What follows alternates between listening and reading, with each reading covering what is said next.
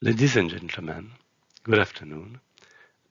I'm going to present a study about the prediction of the gametic variance and its use in breeding program. This study is a joint work between ALLICE and EAAP. The gametic variance is a variance between gametes within individual. It results from the random sampling of the chromosomes at meiosis and from the recombination within chromosomes. In the polygenic model, the gametic variance is equal to a quarter of the genetic variance when the individuals are not inbred. At the progeny level, both gametic variants of sire and dam sum to the Mendelian sampling variance, which explains the variability between full SIPs. In practice, the gametic variance depends on QTL heterozygosity, on QTL coupling of repulsion, and on recombination rates.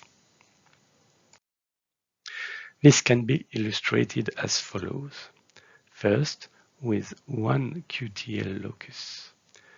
When the parent is heterozygous at a QTL, two progeny may differ for the allele received, and this contributes to the gametic variance. Whereas if the parent is homozygous, on the right of the figure, all progeny receive the same allele, and this locus does not contribute to the gametic variance.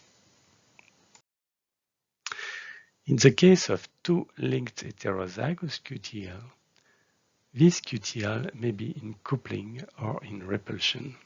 In coupling, both favorable alleles are on the same chromosome, and in the absence of recombination, the effect on the progeny is the sum of the two favorable or the two unfavorable allele effects.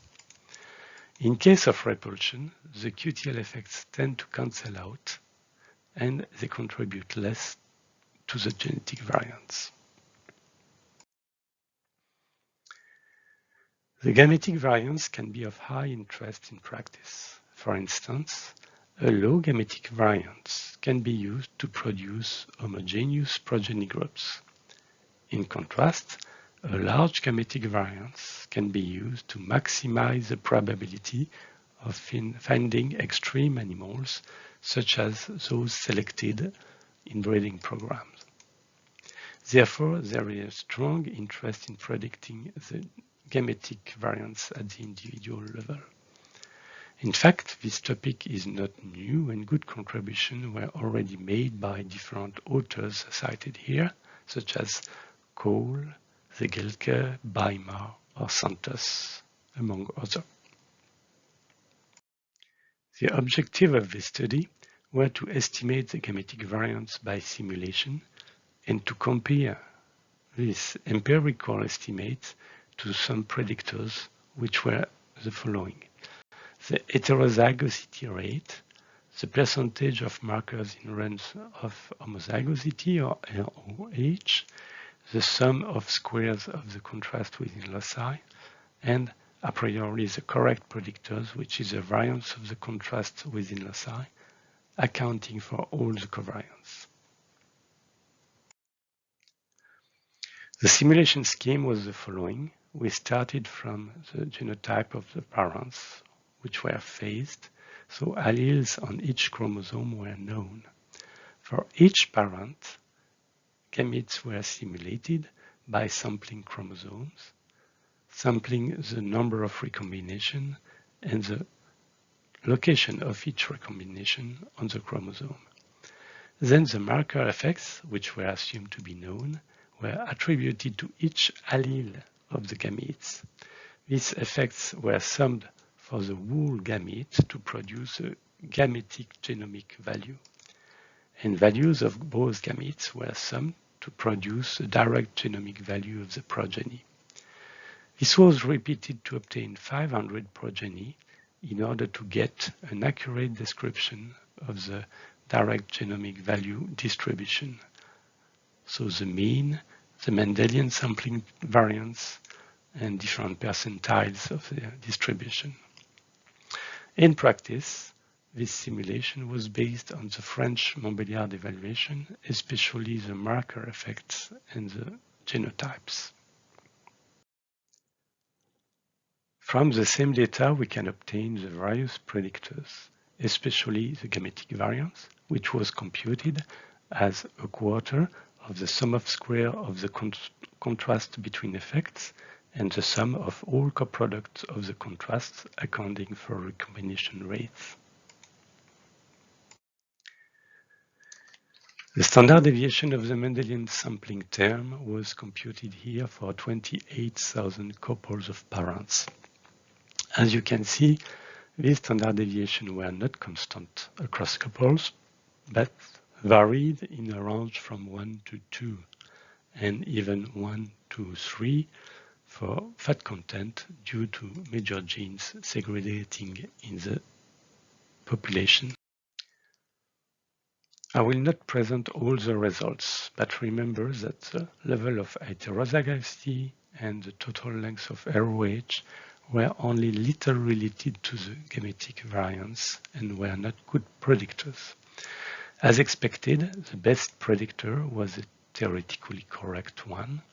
The correlation between the empirical and the predicted Mendelian sampling standard deviation reached 0.9 to 0.95 according to the trait. This value was slightly below 1, and this is probably due to the progeny group, which was limited to 500, and also maybe to the rounding of the progeny DGV, because of all the other parameters were constant between simulation and deterministic calculation. Then we checked how good we were able to predict which families provided the most extreme animals. In fact, the 90% percentile obtained from the simulated data was very accurately estimated from the genomic pedigree index and from the predicted Mendelian sampling standard deviation. Therefore, it is possible to find the parent or the couple of parents which have the highest probability to produce the most extreme animals. As a conclusion, of course, all these results rely on the estimates of marker effects, which should be available and accurate. In the near future, a comparison of the prediction with real progeny group results is very important to validate the approach.